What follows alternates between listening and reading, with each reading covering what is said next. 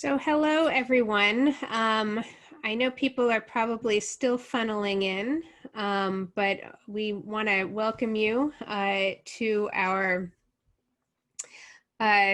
first attempt at a Zoominar for the History Department. Good afternoon. My name is Elizabeth Drummond, and I am the chair of the History Department here at LMU. And I'd like to welcome you all to what is now an annual event for us, our fall History in the Headlines event. Each year we have used our first fall event as an opportunity to respond to something that's happening in the news.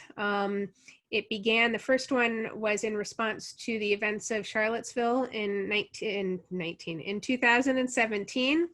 And then we had one on the problem of family separation in 2018. And last year was about gun violence and radicalism. This year, our first History in the Headlines will focus on pandemics, health, and power, including how the study of history can help us better understand the current COVID-19 crisis. This is a wrap-up event for our summer web social media series, Viral Histories. Just as a sort of orientation to everything, this is a webinar. So all of our attendees are muted with your cameras off, but we do want you to participate. So we have the Q&A function there at the bottom. I think it should be at the bottom of your Zoom windows. Please ask all the questions that you want. Because we do want to, even though, and this is a sort of strange new world for all of us, we do want these to be interactive discussions. We've always had great conversations at these events in the past. So I am delighted to welcome back all of the LMU historians who joined me this summer for conversations about a variety of issues related to health and disease. You can view all of these conversations on our YouTube channel. Just search for Loyola Marymount University History, and you'll find a playlist there. But what I want to do is, because many of you probably haven't seen all the videos, so I do want to start the session by asking each of our panelists to give us one or two highlights from their work and what they discussed in their conversation. And we're going to go more or less in chronological order here. So I'm going to start with Mark Anderson, who is our historian of the ancient Mediterranean and works specifically on questions related to public health and welfare. So Mark, if you want to go ahead and unmute yourself and offer us some of your thoughts. Thank you very much, Elizabeth. It's wonderful to be here. Thank you to all of you who are attending. We're so excited that you want to be a part of this with us. So just a couple points that I made in that earlier session over the summer, looking at humanity's history with pandemics in the deeper history, back from the ancient and medieval worlds, is that pandemics have been with us ever since humans started to congregate in cities. Once we started to create these communities of more than 5,000 people, sometimes in the tens and hundreds of thousands, microbiology took a new turn, and humans were vulnerable to these mass outbreaks of contagious diseases. And unfortunately for our ancestors in all of pre-modern history, they had very little understanding of the mechanism of contagion. In fact, no understanding of microbiology at all. And what most of our ancestors were left with in the deeper past was simply the idea that proximity has something to do with contagion in these very virulent outbreaks. And one of the ways in which the concept of social power plays into this is usually that the only way you can decrease your proximity in one of these ancient or medieval cities is simply to leave, to go to some other dwelling place out in the countryside. And most of the people who had the resources to do that were the wealthier folks. So there's a classic example of this in the medieval time period in Boccaccio's Decameron. in which the setting is that several young, young noble men and women look around at the Black Death that's ravaging the city of Florence and say, we need to leave, and they get out and have a good time telling one another stories at their various country villas. So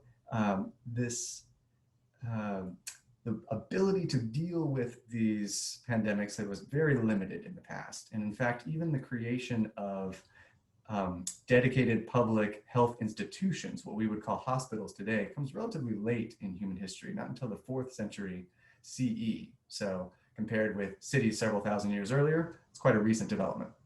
And those institutions were not focused on contagious diseases for the very simple reason that people tended to be in very close proximity together, and often some of them were already ill. So one of the last places you would want to be in the medieval period during an outbreak of a pandemic would actually be in a hospital. It's not until the 19th and 20th centuries, with revolutions in our understanding of microbiology and sanitation, that these became centers for treating these major pandemics.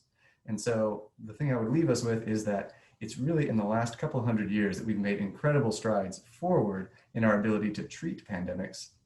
And we need to give ourselves a little bit of a slack in saying that, well, we haven't been doing this very well for very long. And so each new pandemic is something that allows us to learn a great deal more. Great. Thank you so much, Mark, for your comments there.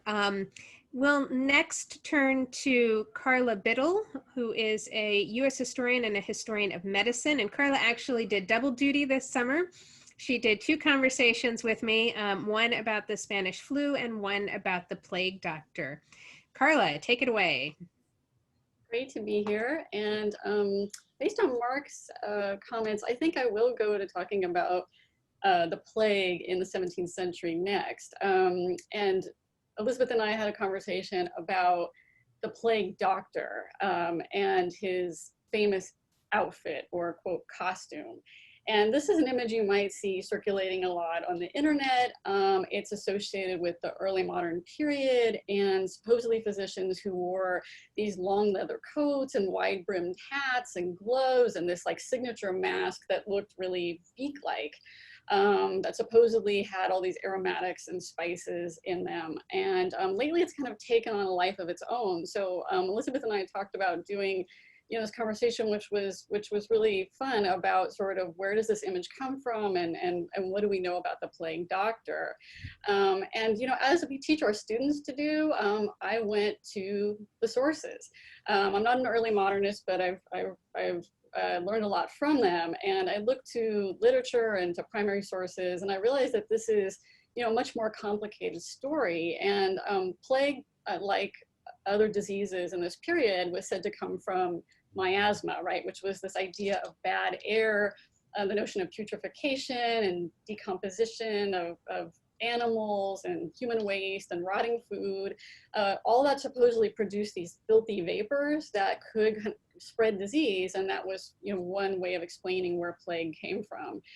So that's the idea of why a plague doctor would wear this mask with aromatics, right, to block that inhalation. But while this is a popular image of the plague doctor, historians have really emphasized how the treatment from plague came from a wide variety of healers in the 17th century, women and men. So starting in the household and then going to midwives and apothecaries, surgeons, medical astrologers who were really important, even a group called Searchers of the Dead, who one historian describes were really important for identifying evidence of plague and who had died from plague. So we have this kind of broad variety of healers, and yet we focus on the plague doctor. And we were left with, I think, this interesting historical problem of, we have engravings and short descriptions by observers of the plague doctor, often years later, some of which appear to be satirical, according to some historians. And then we have actually the history of practice. And so the plague doctor is certainly part of our iconography of plague and our historical imagination of plague. but how much actually this costume was worn, and how much it was used is a whole different issue and remains, somewhat contested and uncertain, especially when we know there are other kinds of healers. So I guess, the question I'll lead with is, why is this imagery so intriguing today, right? Why has that become the image of the plague healer? And I would say, I have a lot of explanations for this, but I'll say that the costume and the mask are certainly a curiosity. I talked about how they're creepy. They kind of merge this interest in the Gothic with, places associated with cities associated with plague that kind of engage in dark tourism. But I also think it's a material symbol of what people want to see as something that's really far away, this kind of strange curiosity of the archaic past, as people kind of want to think about our own time as being one of much more progress. And I would be critical of that view. And yet I think it's also, media sources today are also, during this pandemic, are making a lot of direct comparisons with our own time. You've heard people say this is the PPE of the plague era, right? The plague doctor costume. So I guess, I think it's interesting how we disassociate ourselves from the past and yet seem to then easily liken it when it's useful. And so as we teach our students, the thing to do is really to be grounded in the sources and to think about context. And I think this issue of useful history is also important when we think about influenza.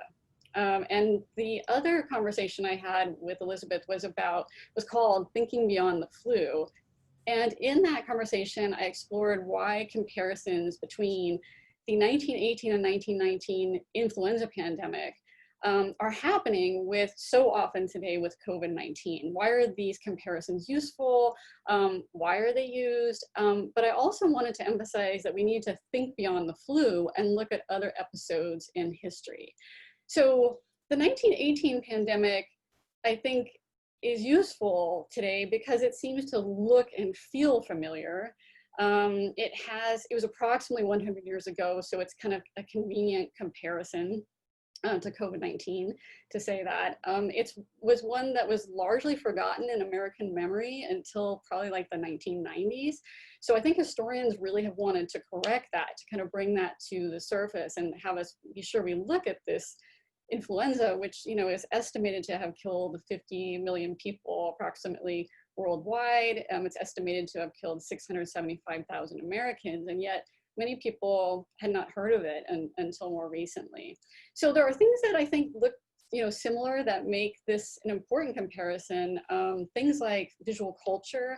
Today, our own focus on wearing masks, our own contestations around masks that seem to be happening, that happened in 1918 as well. We see similar public health measures, closures, quarantines, tracing. Those are really important to the long history of public health and the public health toolkit. I'd say the medical uncertainty around this new, what it appears to be a new set of symptoms, and not being sure exactly how to treat it looks familiar. The lack of kind of resources and preparation. 1918 was, of course, in the middle of, towards the end, I should say, of World War I. And the war was a priority in the United States. That's where the attention had gone at that point, and personnel had gone overseas. So the issue of preparation is an interesting comparison. And then I'd also say the issue of information and misinformation. Historians have really looked at 1918, and some of them have talked about how the government really tried to put a lid on negative stories and tried to, censor this pandemic, censor information about the real dangers of it. And a final thing I'll say that actually, seems unfortunately familiar is the way that the flu in 1918 and our own experience with COVID-19, that these are being both constructed as foreign, as something that kind of comes in to, quote, invade the United States. At the time, it was called the Spanish flu often, and when really it didn't, most people don't believe it originated in Spain, but it was a way of kind of saying it came from somewhere else. And it also was kind of about the dynamics of journalism during World War I. But today we also have, people who've associated it with China and connected, it's been part of a kind of anti-Chinese racism. So this idea of constructing it as other has also looked very familiar to us. And so I think that, again, a lot of media sources have been, very quick to make these comparisons. And I do think they're useful, but I also think that we want to make sure these comparisons don't mask, no pun intended, don't mask the specificities of each time period, because each time period has certainly its own specificities. For example, I think a lot of people are talking about 1918 and this really they really nationalize that story as being kind of this American history when it was genuinely a global story, as it is today. Right. So I think, while it's really important to the US history, I think we want to be sure not to reinforce American exceptionalism. And another thing is, as many have pointed out, coronavirus is not the flu, which means that, you can't kind of make these things, equate these things, and then try to predict what will exactly happen in our own time. The coronavirus is not predictably seasonal, as we see with flu. We're still learning a lot, but it seems to be that it's, not as, that the coronavirus is more, that COVID-19 is a disease that is much more contagious, more deadly potentially. So the equating them is I think, we want to be careful about that. And then, there's mountains of literature in the history of disease, which I teach in my class about the history of cholera and TB and HIV and the plague, which I just spoke about. And so there's a lot of other comparisons we can make. And that's what I would encourage people to kind of think about, is where else can we learn from as well, as important as influenza is. All right, great. Thank you so much, Carla. Our next speaker will be Devin Goliszewski, who is new to LMU this year, a historian of Africa. So Devin, if you can unmute yourself, and there we go. Thank you, Elizabeth. So I'm going to be speaking today, summarizing my talk about the third plague pandemic in West Africa, but I think actually it has a lot of resonances with what Carla has just described, especially about the global phenomenon of disease transmission, as well as the presence of the plague, in this case in the early 20th century. So although we might think about the plague as a medieval disease in the United States, that's our dominant perception, there was actually a pandemic of plague at the end of the 19th and early 20th century, spread through shipping networks across Asia and different places in Africa and Latin America. And in Senegal, there was a large outbreak in Dakar, which was the port city and one of the major cities of the area, colony. At the time, Senegal was a French colony. And what I want to highlight today from my talk is two things. One, the way in which race was a very important structuring factor of the formal response to the plague. And secondly, to think about kind of the politics of public health responses. So Dakar was a multiracial society at this time with different indigenous African communities like the Lebu and the Wolof, a large community of mixed race individuals who were the descendants of French and European traders and West African women who had, had created families and communities on the coast for several generations, Syrian and Lebanese traders, and French and European merchants and people associated with the colonial government. And when the plague outbreak occurred, the French colonial government enacted different responses towards different populations. So in general, the French and European population was, exempt from the most coercive measures to control the plague, whereas the African communities, especially of the peninsula on which Dakar is located, such as the Lebu and the Wolof, were the subject of the most coercive interventions. And this included razing people's homes, with the idea that if you burn down people's homes, you would prevent the, infested straw infested with fleas to transmit the disease elsewhere and so forth, but really a very coercive response, which didn't in fact respond to the epidemiological patterns of plague. And the colonial state in Senegal, as well as in other places, used the outbreak of plague to really try to enact a form of residential segregation. So they relied a lot on the concept of cordon sanitaire, or the separation of potentially diseased populations from potentially healthy populations, in this case along the lines of race. And they used that to kind of reshape the cityscape of Dakar into a segregated city and remove many Africans from the places that they had lived previously to more distant locations outside of the city proper.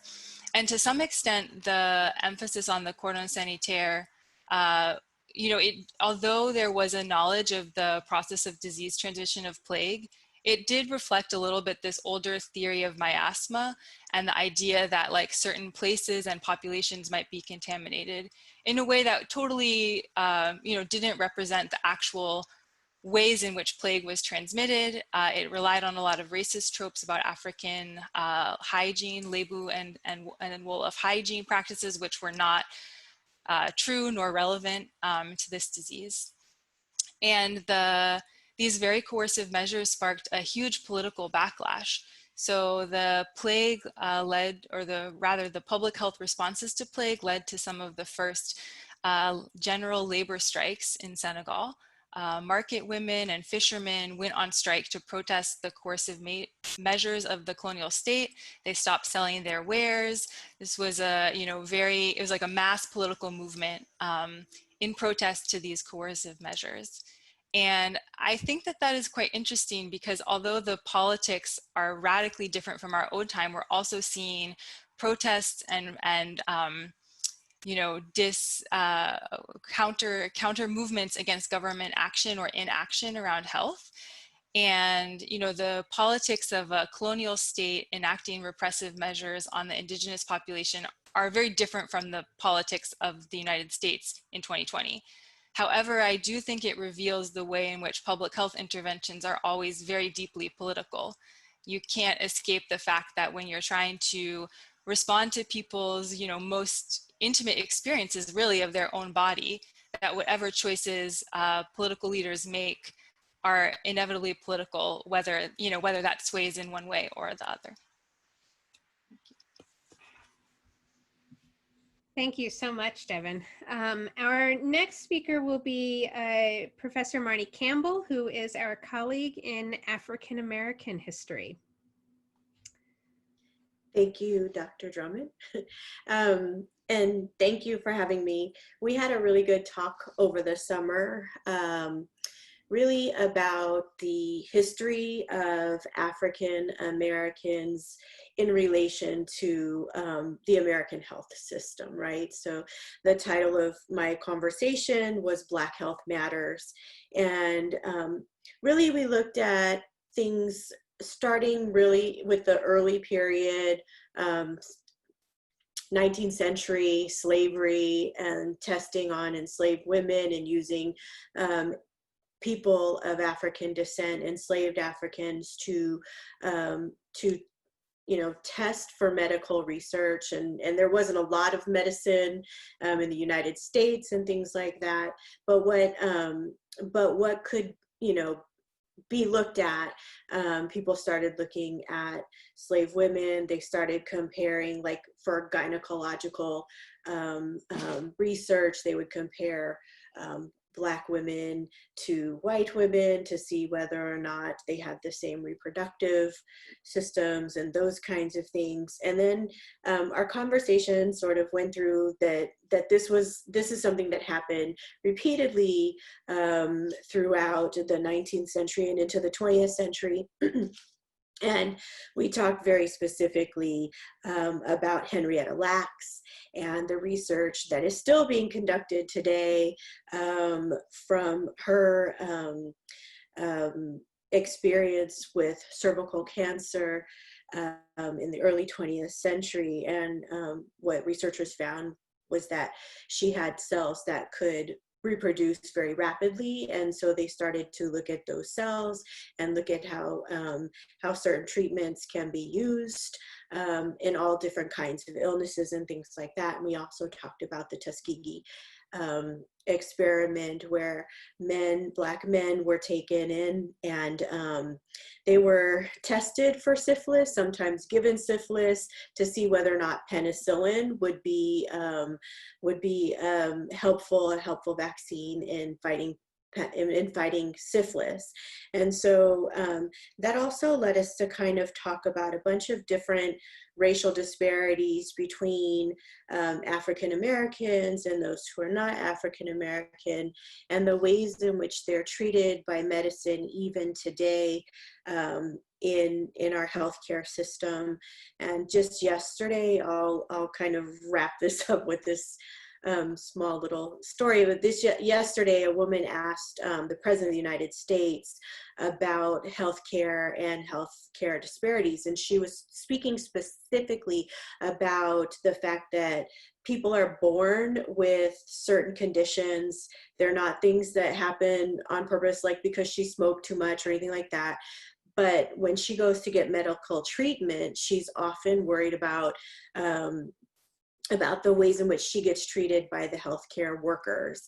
Unfortunately, he didn't quite have an answer for her. I don't know if anyone's surprised by that, but it goes to show that there's this longer trajectory of the ways in which people of African descent in this country get treated by medical professionals and in the medical research field than do others.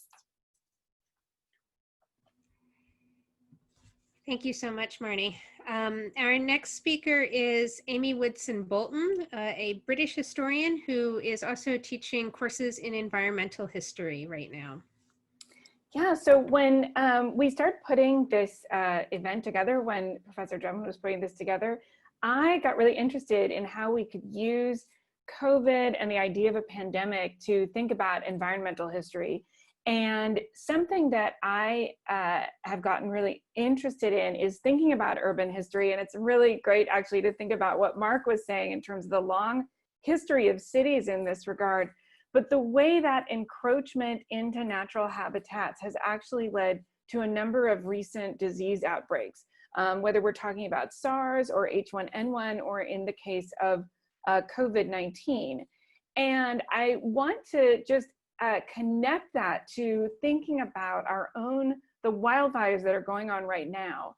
So that one way we can think about habitat encroachment and decisions that people make in terms of urban development is happening in what environmental historians and those involved in these sorts of policies call the urban wildlife interface. And there have been a number of really interesting articles coming out in the press. The New York Times has had a bunch of interesting articles about this related to the current fires. The reason that this is something that I think helps us think about the long environmental history of these issues is that our decisions and the way that cities develop, right, decisions that people make in cities lead to these very different types of relationships with the natural world. So that when we see things like the rampant wildfires, one of the things we're seeing is the result of years of policy related both to forest management, but also the growth of suburban or ex-urban spaces, the result of people in cities refusing, for example, higher levels of density. Similarly, when we think about new sorts of diseases, often these come not just from people moving, and many history students will be familiar with the idea of the biological exchange and the idea that peoples are bringing and have brought diseases with them when they explore or migrate or settle, famously Europeans into the Americas, the Western Hemisphere in the 15th and 16th centuries with lasting and devastating consequences. But also that the decisions we're making today in terms of encroachment into natural spaces reveal new kinds of viruses. So one expert, for example, recently estimated that in the natural world, there's something like 40,000 viruses that are extant in wildlife populations that will be potentially uncovered the more we encroach into natural or wild spaces. The other thing that we talked about that I've gotten more and more interested in is whether we think about a virus as natural or not. And the reason I think this is interesting is that I am really interested in nature as a concept and the way that changes over time. And this is kind of part of our broader idea that everything has a history. So nature also has a history. We tend to think of nature as something that is set and fixed, but in fact, the way that different peoples all over the world have engaged with natural resources, with their environment, with the land and resources where they live, that changes over time, and that changes across cultures and spaces. And then finally, I think this, and my interest again in this conversation is really to think about what environmental history can offer us, again, in terms of problematizing some of those categories that have gotten naturalized, that we think of as static. And my colleagues here have talked about things like race as a constructed category, or even the nation state and how we only apply certain narratives to the nation state, how we think about health and the body. So I want to add here the concept of nature as a constructed category, and whether we can think about a virus as being natural, and then also what kinds of decisions are we making currently and have people made in the past and in different places about their use of resources that impact these kinds of interactions with this thing that we call nature. So thank you very much. Thank you. And our final speaker before we open it up to a Q&A, so please feel free to start putting questions into the Q&A if you have them, is Professor Meng Zhang, an economic and environmental historian of China. Meng? Thank you, Elizabeth. So I think in the conversation that we had in the summer, I mostly just shared some observations on I would say the recent sort of resurface of a imagination or a construction of Asian otherness in the wake of the COVID-19 pandemic. We started with this entity, the traditional Chinese wet market, that has been sort of identified as the plausible source of the COVID virus. And we talked about how the sort of popular imagination of this so-called traditional Chinese wet market really tells us a lot about sort of this imagined gap between the society. So I would say sort of the crudely speaking, a Western society and what exists in a faraway place, the Asian society, right? So how we tend to sort of associate the farmer's market with sort of fresh and romance, but the traditional Asian market, we tend to sort of associate those with, filthy and the consumption of wildlife and so forth. And all of these imaginations are really sort of deeply biased ones, and it is rooted in the cultural imagination of Chinese and, more broadly speaking, Asian otherness, which then figures into our narrative about the pandemic. And another topic that we have touched on is how sort of food choices and dietary practices has always been a sort of politicized topic throughout history, not just in the most recent episode. So what people, especially what other people eat, is not simply what they eat, but becomes this sort of this index of their moral character. So the choices that they make in terms of what they consume is then equated with sort of unprincipled morality. I also use some examples to illustrate many sort of very irresponsible uses of images in the popular media. This definitely connects to what my colleagues have already touched upon in their summaries just now, and sort of to highlight how we can so easily be swayed by the rhetorical power of images. I will end here. Back to you. Great, thank you so much. It's been nice to revisit the summer talks through all of your opening remarks just now. And so we'll have the rest of our time for Q&A. So please do, audience out there, submit your questions through the Q&A. You know, one of the things that I've been thinking about as I've been listening to people speak, and there have been a number of things, but one of the things I was thinking about is how when we think about, I think, health and disease, at least for me, I first think about medical responses. But so many of the responses that we've seen historically, and I think even today, are really social and cultural and impositions of the state, right? So whether that's the fleeing of the city or the imposition of a quarantine, and that because it's state actions or government actions or, the actions of local authorities, those can often trigger backlash, right? And protests. And at the same time, in terms of some of the things that Marnie was talking about, obviously the state role has been quite destructive, right? So I'm wondering, I mean, Devin, you spoke about some of the protests that emerged in response to the Senegalese state's measures. Carla, you hinted a little bit about some of the protests in 1918 in response to the flu. I'm wondering if people might speak a little bit more about the ways in which, as Devin said, health policy is really politicized. Whoever wants to go first, jump in. I can go first.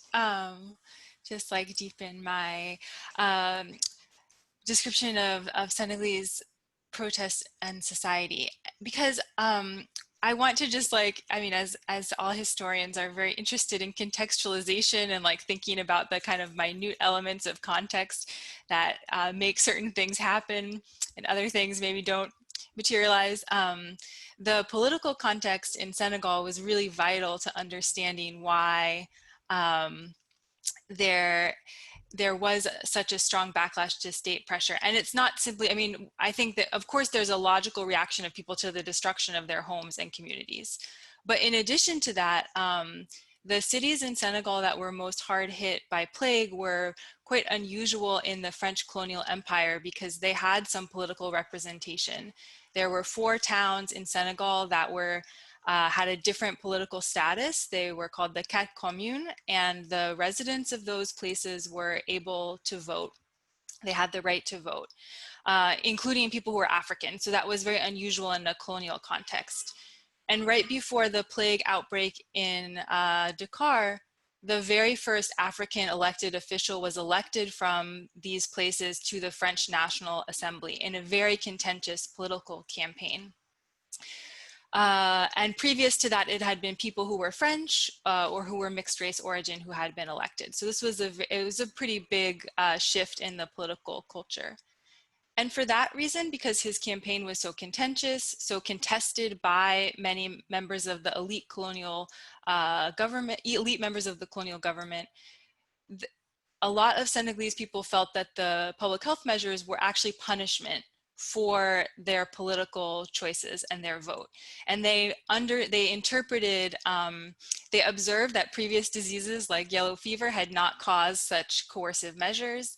They observed that, this very contentious election had just occurred, and they really understood a lot of the measures to be quite, to be a response to that, to be, not health measures, but political measures. And there was even a rumor that the inoculation process for plague, which was mandatory for Africans, but not mandatory for Europeans. It was very painful. It was a vaccine that actually had a pretty high rate of fatality. a lot of people thought that that was a plot to assassinate the man who had just been elected, Blaise Diagne. So I think that, like, looking at that political context, we can see that people were understanding health interventions in the broader context of what the state does for them. You know, they understood how the state operated, and so they interpreted public health measures as part of, you know, the general actions of the state, which in this colonial context were, you know, used to support certain populations and certain economic like goals over other populations and other people's livelihoods. If I could jump in here. Okay.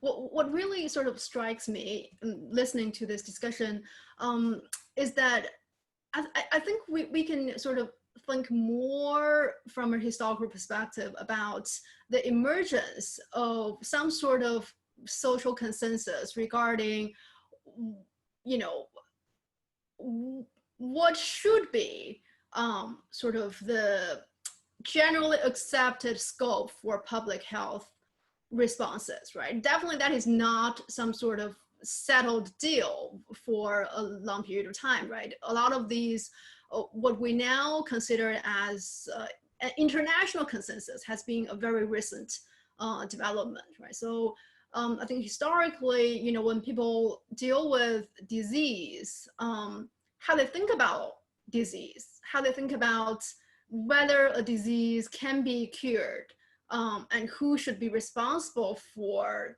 the cost of that cure, I think evolved along very different paths. And even in the most recent response to the COVID pandemic, we can still detect that, you know, different sort of, I would say, different social contracts, right, in different countries. In the Asian context, for example, we see from the beginning very sort of aggressive measures taken by China, of course, but also very active responses from like Taiwan and Korea. But by comparison, the Japanese response seems to be more sort of chill. You know, so we're still sort of living with these different understandings of what is the proper scope for state actions. And especially, you know, as Devin has mentioned, given the highly politicized nature of such responses, right? How, you know, people come to understand the state's responses is also a very contentious issue. Carla, you were going to, I think, jump into something. Oh yeah, I was just going to say that, you know, there are some really interesting episodes in 1918 around rejecting and contesting certain public health measures.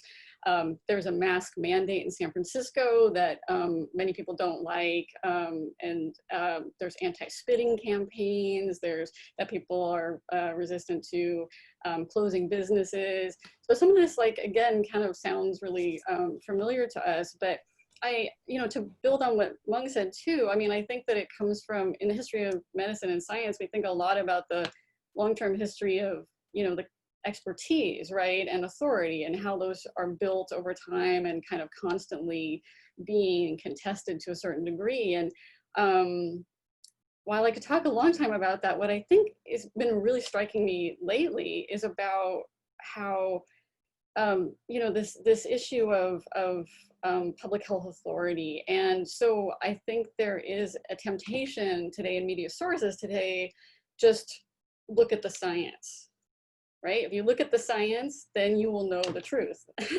But historians of science have been showing for a long time that of course is constructed around who has authority and who has the ability to make that science, right? It's kind of a situation where you have a lot of boundary drawing about what is good or what is bad science, right? And so as much today as, you know, I think a lot of us want people to wear a mask and we want people to follow a lot of public health guidelines. There's a long history in public health of surveillance, right, of policing, that, you know, I think over time has given a lot of people real reason to be, you know, uncertain, right? And there has been resistance to it.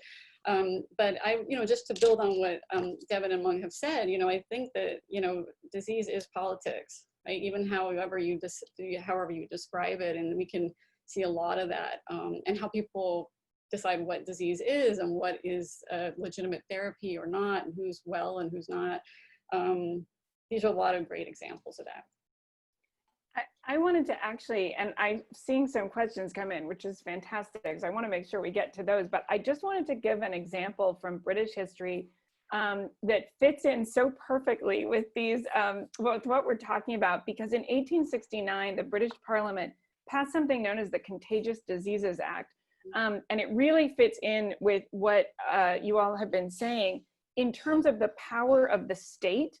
And in terms of contestation. So the Contagious Diseases Act was aimed specifically to prevent spreading venereal disease, sexually transmitted diseases, to the British Navy. But the outcome of it was basically any woman that any member of the police or any authority from the military suspected of being a prostitute, which really meant any working class woman could be actually seized and examined, have a gynecological exam, which is extraordinarily invasive. And what I find so interesting about this is we really see the, exactly the interaction of public health, of the idea of what is the science, right? Like, how are we gonna stop the spread of women being punished, not the sailors who were sleeping with the prostitutes, but the prostitutes themselves, of state power, like we need a healthy Navy, so we have to stop the spread of disease. But then most importantly, and this really relates to what Devin said, this was the movement that sparked the suffrage movement in Britain. It was middle-class women and working-class women fighting together against the Contagious Diseases Act that actually got it repealed and started fighting for women's suffrage. So it's just a great example of when the state used disease as an excuse to seize power, and then people actually organized against that narrative that the disease had become. And the disease had become a narrative, which is working class women carry these diseases. So I think that the points you guys are making about the way a disease becomes a narrative, and the way that we can kind of say, oh, it's just science, but science is always, people are always fitting science into political narratives, is really important. Thanks. So we do have a couple of questions in the Q&A, and the first one is from Sebastian, who asks, and I just want to show us before I ask the question, I do actually have, and I'm not sure if you can see it, a plague doctor mask with images of the plague doctor mask on it and some rats. The lady at the grocery store said it was very cute, and I thought, I don't think you know exactly what's on it, but so Sebastian's question is for Professor Biddle. What has been the most interesting part of your investigation of what has made the plague doctor so popular in modern culture? So trying to get at really, the strength of this, this image. Well, I've just become completely fascinated with it. And again, I'm not an early modernist, so I've really relied on a lot of my colleagues and historians who've written about this. But it was really fascinating to me just how this image has grown, and how in media sources, it's almost kind of taken as fact that this was the person who treated the plague. But then when you look at the historical literature, right, most historians are writing about this huge kind of variety of healers, and so I think that's really interesting. And Sebastian's question is super interesting about, I think, iconography and imagination, right? Like how we imagine the plague and a past, right, that seems again kind of curious. And I think that I mean, this image you may have seen in, there's a video game, there's, steampunk culture has picked up on it. There's a way in which it has become this kind of like creepy image of disease past. But I do think it's important that there is this kind of real conflict between what we know about practices and of course what this imagery is. But I think I think it has to do with this issue of how people imagine the present in relation to the past, right? And how we think about, I think there's also this, kind of interest in disease and the history of medicine and curiosities. So, which a lot of historians have also been critical of, that, there, of course, are really important medical museums, which have, huge archives of human remains and specimens, for example. And I think, there's been a lot of, trying to kind of unpack and critique why those places now, right, have become so, much of interest. And, is it about kind of seeing the past in a particular way? What is it about these things that we want to distance ourselves from, but again, also kind of see ourselves in? So I'm not sure if that directly answers it, but I think it's part of a larger kind of history of in a larger moment where this kind of medical history has become a real curiosity. And there, of course, I mean, all sorts of fascinating discussions too about the ethics of the display of human remains, and how museums deal with human remains, including, I'm thinking of human remains that have been acquired through the colonial endeavor as well, which cuts into some of the other things that we've been talking about. So we also have a question here from Will that says, one criticism of the Trump administration's response to COVID-19 is the failure to address the frequent COVID-19 transmissions relating to travel to and from Europe. Despite this strong linkage, the Trump administration did not impose travel restrictions on Europe as strictly as those placed on East Asia, especially China. To what extent does race and the othering factor into this discrepancy, and what are the public health implications for such deep-rooted xenophobic action? So I don't know who wants to kind of step in first to the question about race and othering in terms of how it shapes and molds our really a public policy response.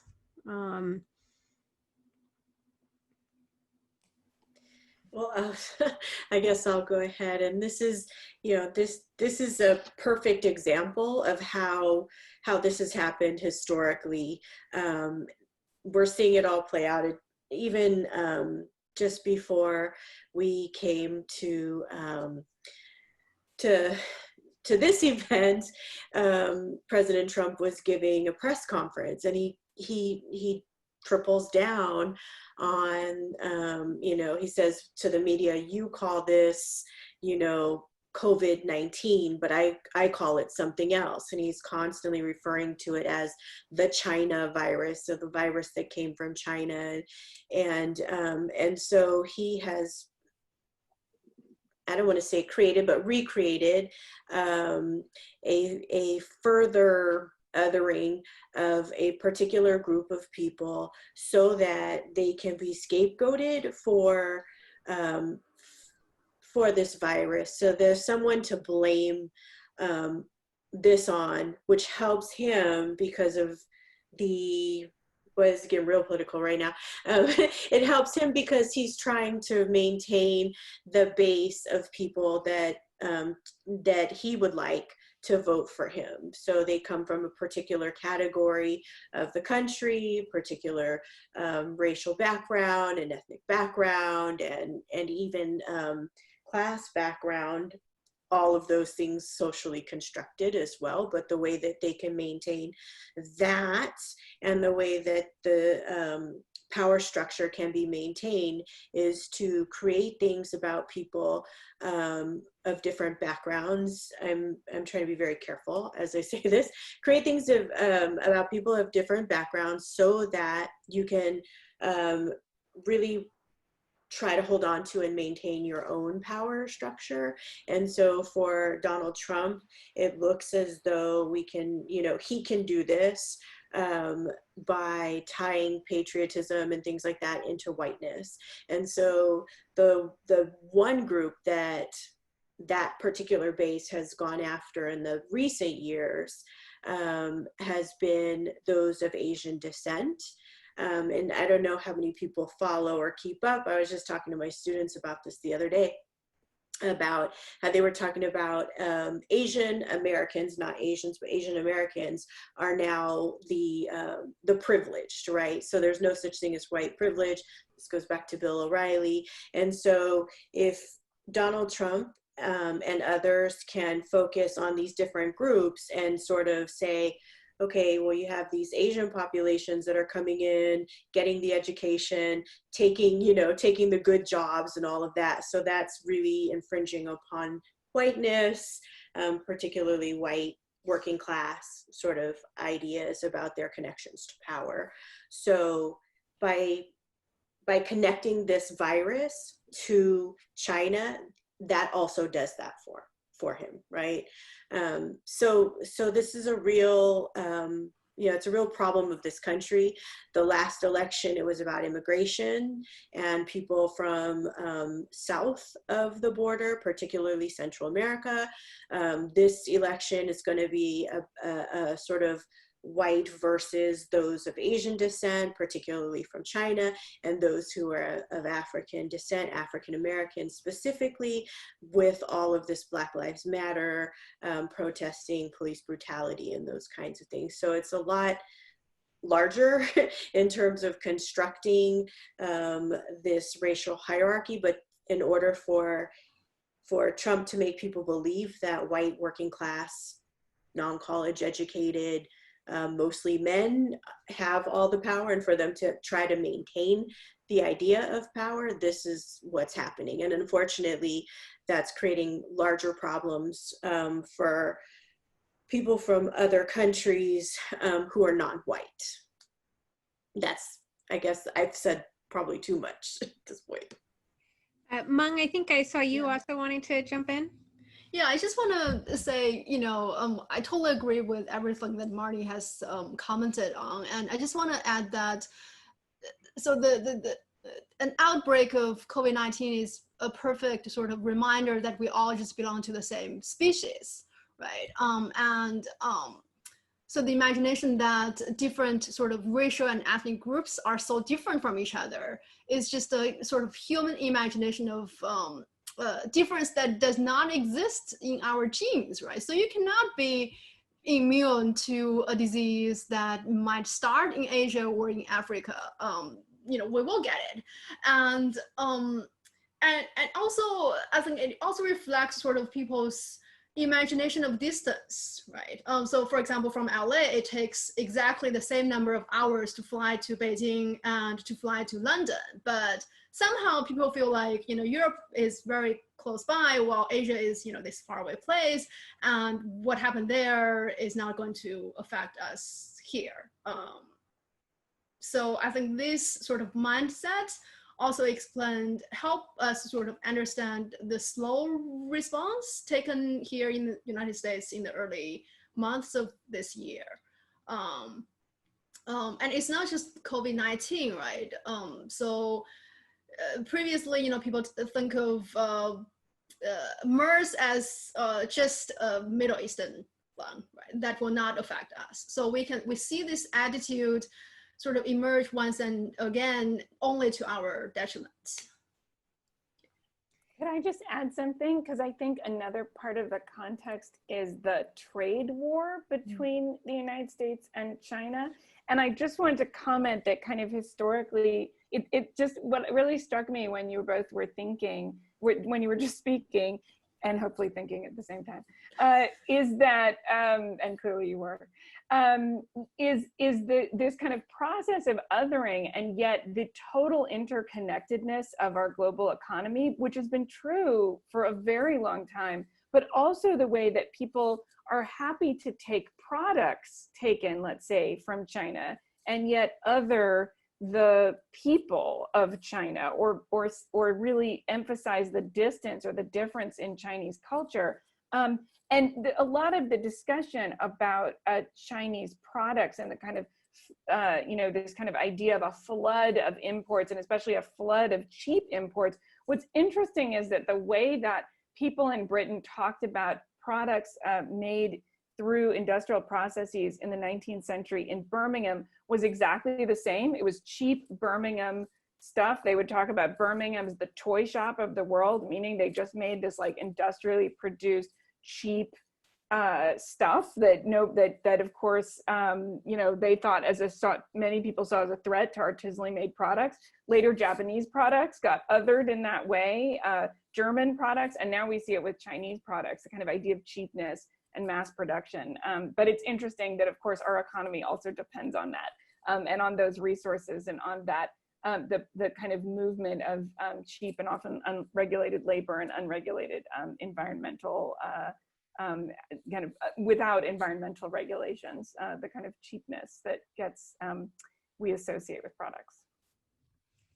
I just wanted to also pick up on something that Meng was talking about in terms of the kind of imagining of national and racial differences. I think we also need to keep in mind the ways in which health and disease metaphors play such an important role in that imagination, so that nationalists, and not just nationalists, but especially nationalists, will talk about the body politic. And so when we think about the body politic, we're thinking about how the country or the nation is imagined as itself a living organism.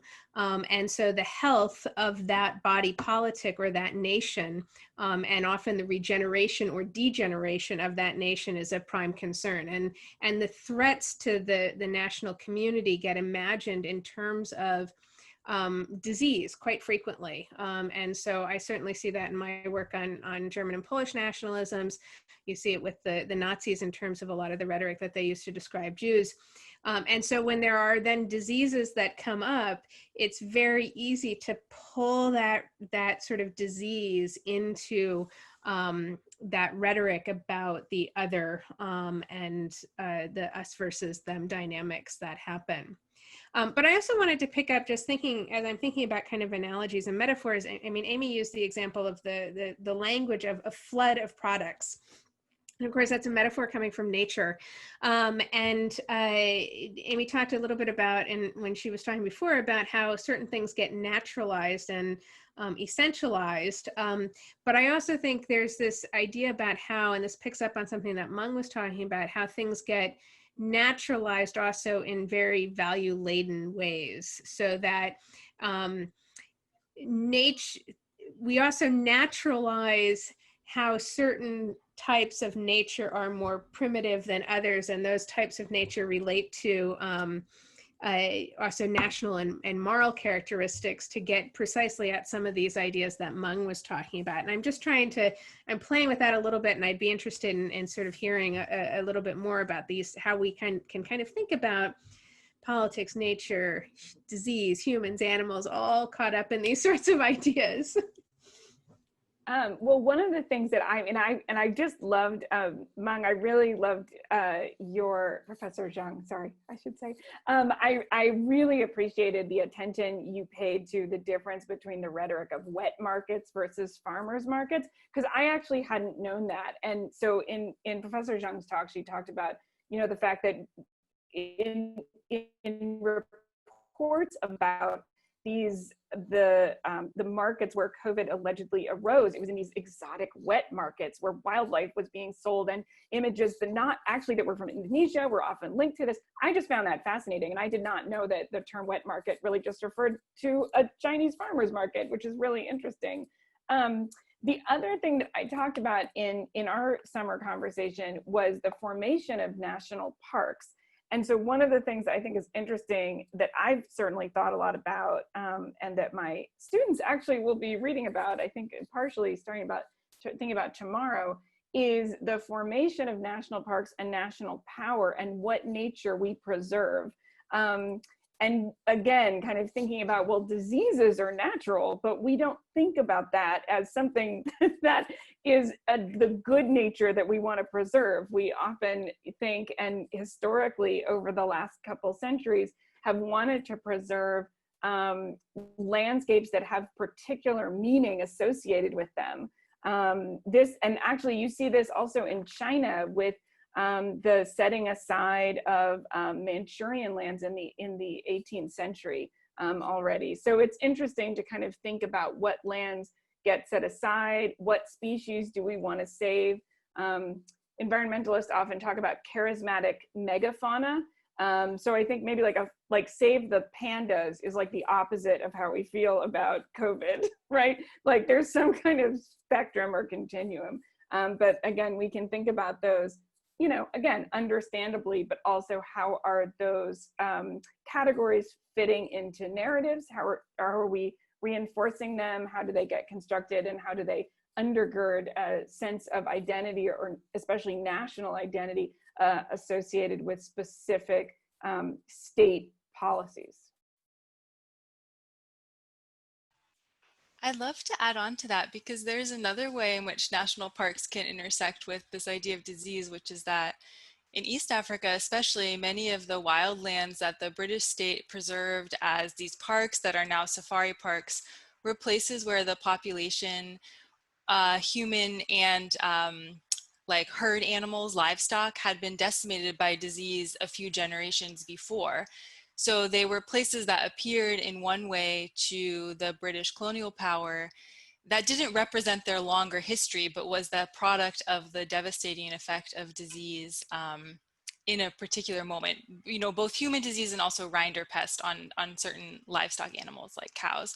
So there's this other element of like, how natural quote unquote natural landscapes can be created from the process in which human populations are affected by disease. Yeah, that's great, actually, and my students are also going to be reading about the kind of emptying of lands, both imaginatively but also through the effects of disease, and then what that means in terms of being open for or ripe for colonization. Yeah, that's a great point. We have a question from JJ, it's a question for Professor Zhang. JJ was wondering if at all you have an opinion on the history of medicine in the US, and from an international perspective, how does traditional and specifically Chinese medicine compare? Well, I think I will skip the first question. I'm not an expert in the history of medicine, and I think Professor Beetle will have more to say in that regard.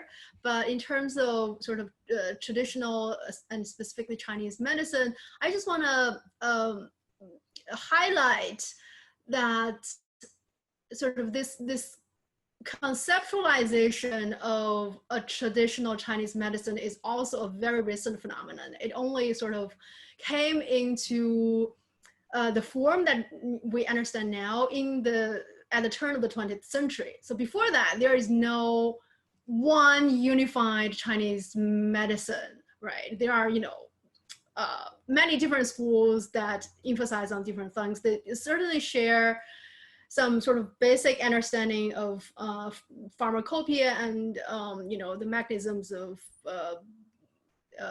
sort of how the human body works, but it is not sort of codified until very recently, and that codification process was largely sort of it is started by Western observers in China at the time, right? So they wanted to sort of provide a comprehensive understanding of how the Chinese dealt with medicine and health historically, and started to sort of compile these works to explain how the Chinese have, Chinese medicine has evolved, and have this coherence that really did not exist in history. So today, when we talk about the TCM, right, traditional Chinese medicine, we feel like we know what we are talking about, but really a lot of the consensus are very recent. So there's also a question here from Professor Goliszewski for Professor Campbell. If you could speak about Black activism around health in the US, perhaps the Black Panther Party, but also if there are other examples. Sure, and thank you for that question. It was also something that Dr. Drummond and I talked about over the summer in our chat, and there's a lot of, I think the history of African Americans, especially from freedom through today includes that kind of activism, especially because if we look at, during the 19th century, enslaved people who were enslaved were not given proper medical care and things like that, and they had to provide for each other medicines. They had to rely on their own, people who could put roots together and things like that to heal, right? Their own healers. And when slavery ends, people kind of come together, right, to help each other, whether it's to have funds to provide food in their own communities, whether they're, sharing resources and those kinds of things. So they're providing for each other from what they have. So you have those people that people would go to for, like I said, for medical. You'd have people that you could go to share and provide. You'd have people to go to just to kind of plan, I would say political planning, but even those who are excluded from the political process.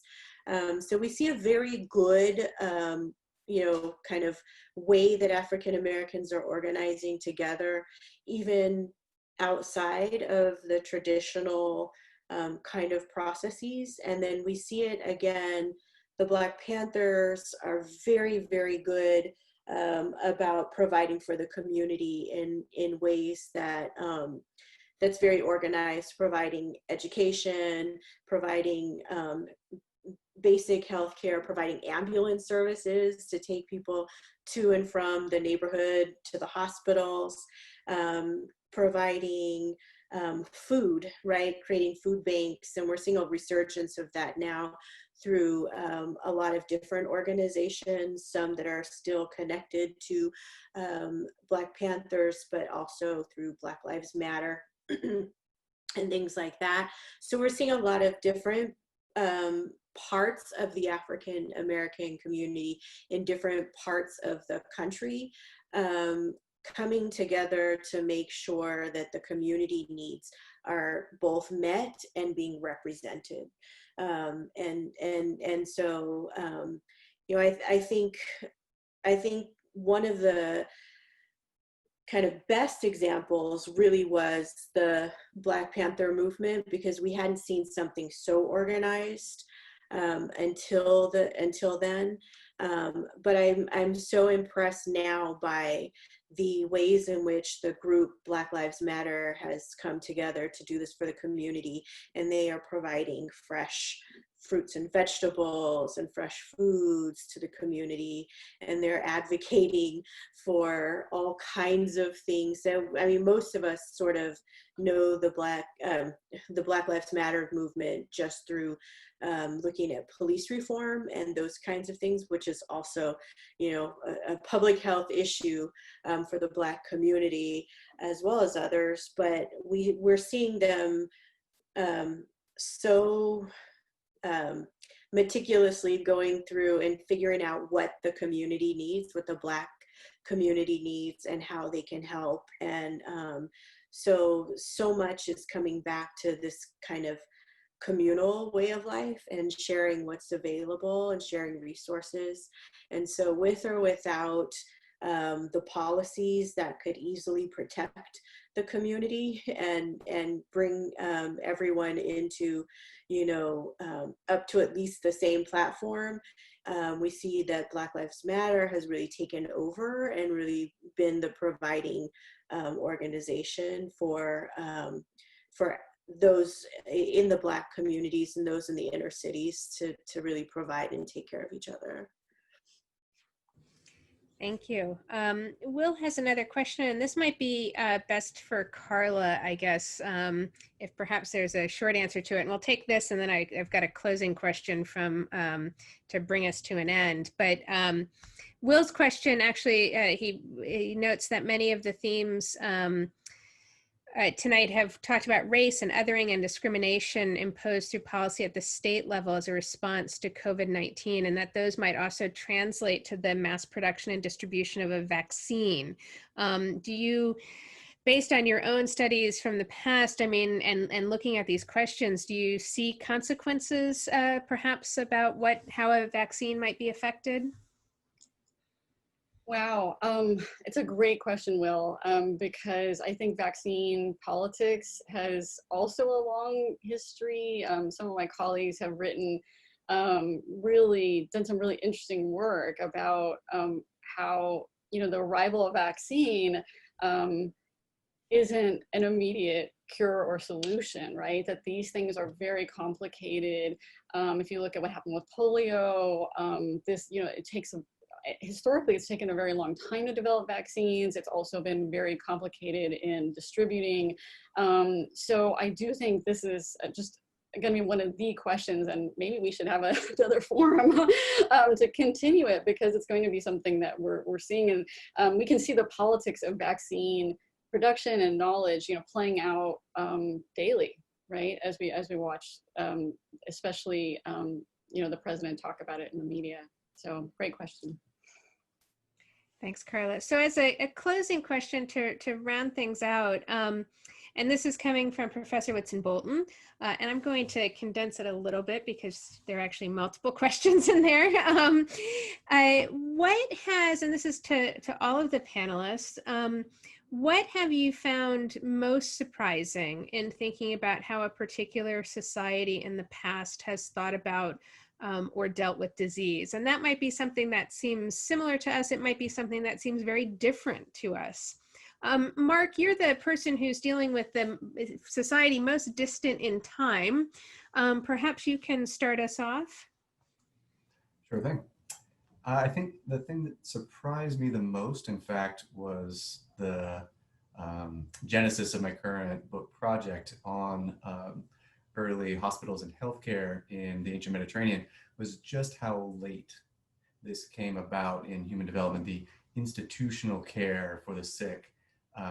Prior to this, for thousands of years of recorded human history, your healthcare system consisted of your family, however that was defined in many different ways across the world, usually extended family, or possibly, if you had the resources, you might contact a variety of more or less specialized healers, sometimes people who call themselves physicians, and other times people who simply knew more about local drugs and particular healing substances. So the idea that we went for millennia without any state government that I'm aware of making it a priority to create these public spaces. In fact, it tended to be primarily private enterprise, mostly religiously based funding for these earliest institutions, where people who've lost that family network finally have a place to go besides the hit or miss charity and alms that take various different forms in different ancient societies. So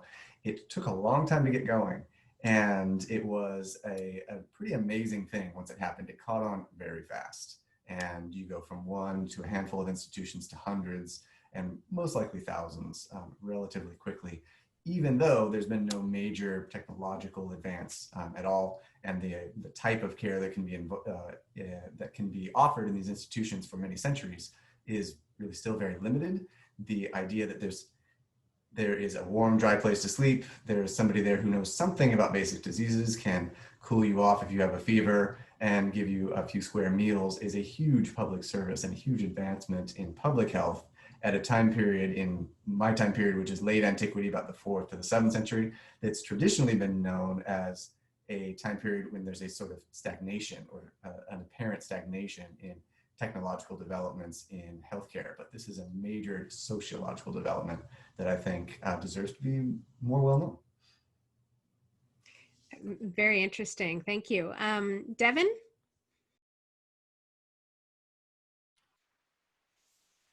That was very interesting. I didn't know that about development of hospitals. I think that when you look at the history of health and disease in West Africa, one of the striking things is the different concepts of disease etiology, like the cause of disease, and the ways in which many diseases were caused by social problems, disruptions in your relationship with other people, that often scholars would term witchcraft, but usually they're about some kind, or jealousy, the origin is some kind of disruption in your social relationship.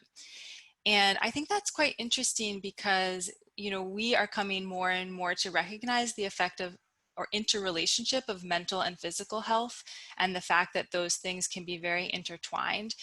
And of course, some, you know, disruptions of family relationships might not necessarily lead to like dislocation or unhappiness, but I think that that concept of an etiology in a very broad sense, you know, points to the interrelation of mental and physical well-being, that, you know, we are also recognizing more and more in our own medical practice. Thank you. I'm just going to go down the line as you appear in my little thing up on the top. Mung?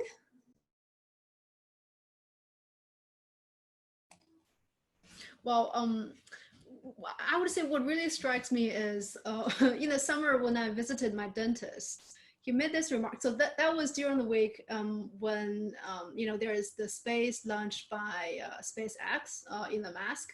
And he said, you know, we have to be, you know, there must be a way for us to deal with the virus. Where now, you know, there's commercial service to go into the space. Of course, we can deal with this little virus.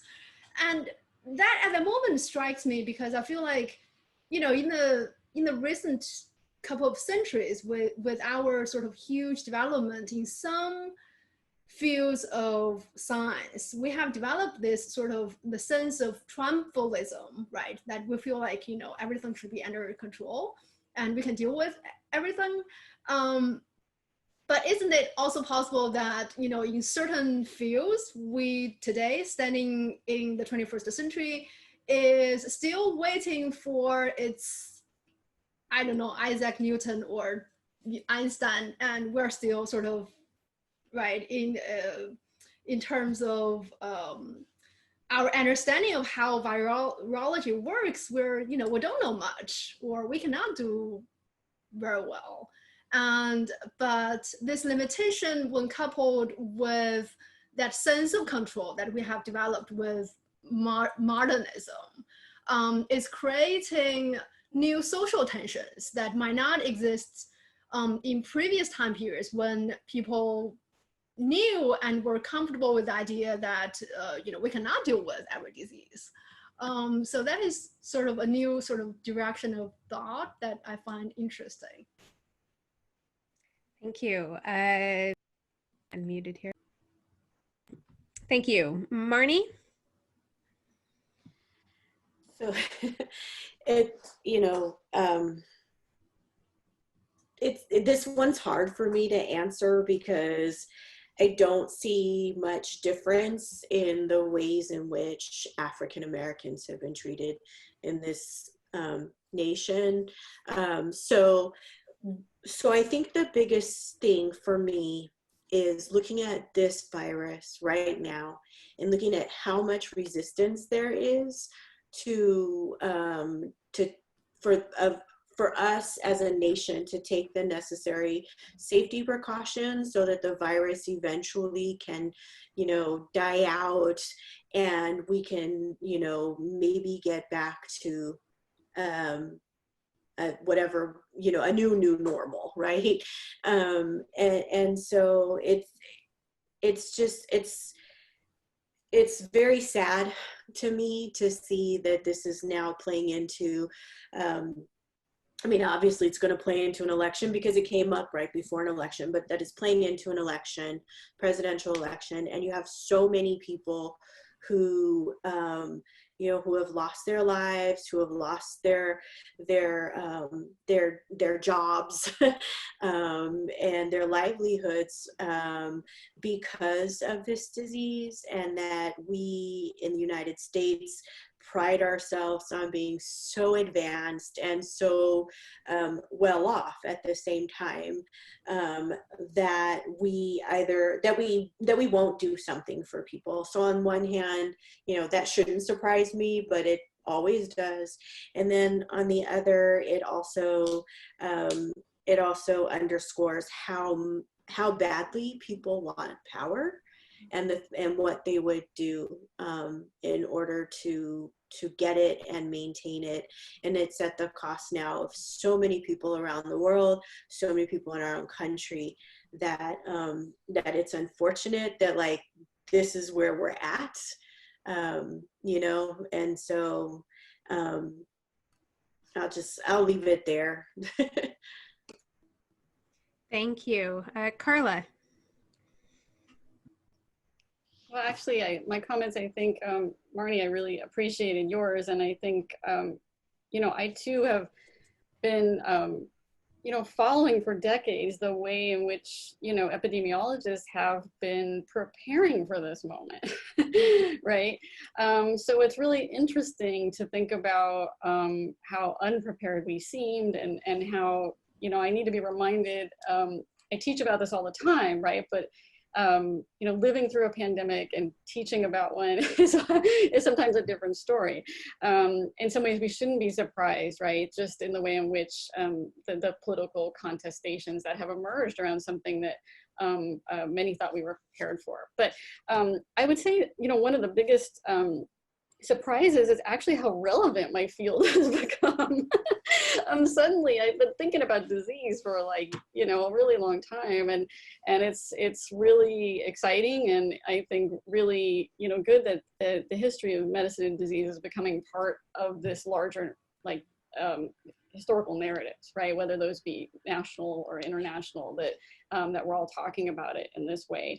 But I'd say, you know, just one more surprise would be, and this is also something that isn't that surprising, but in my own work lately, I've just been really fascinated with belief and what certain consumers, users, just historically in the 19th century, I've been following people and what they believe works to make themselves feel better, what works as a therapy, and how that belief is just very situated, right, in time and place. I've been looking a lot at mesmerism. I've been looking at different homemade remedies and household remedies. And I've often, you know, talked with students about, they've said, well, that, you know, in some ways, why did people think that worked? And I think it brings up the question of, well, why do we think certain things work and make us quote better, right? So that's a question that stuck with me for a long time.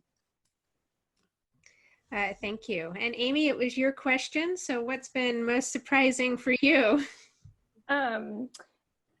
I think, you know, one of the things this actually ties in with what a number of my colleagues have said, that one of the things that really surprises me, the more I study the interconnectedness between the environmental history and the history of slavery, and particularly the kind of broader history of the Atlantic world, is the way that people in Britain ascribed really magical healing properties to things like tobacco and sugar.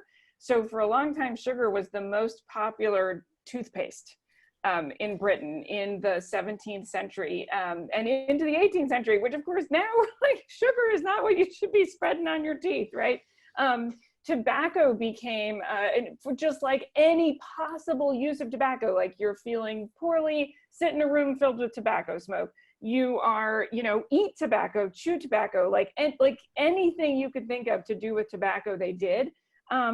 And the way that, first of all, those were new products to Britain in that time. So they got all of these popular ideas. They're also totally opposite what we think now. But of course, also they were based on racialized chattel intergenerational slavery. And so the way that people could somehow hide the suffering that went into the production of those products for their own health, the way they were willing to sacrifice other people to slavery for products that they thought were beneficial to them.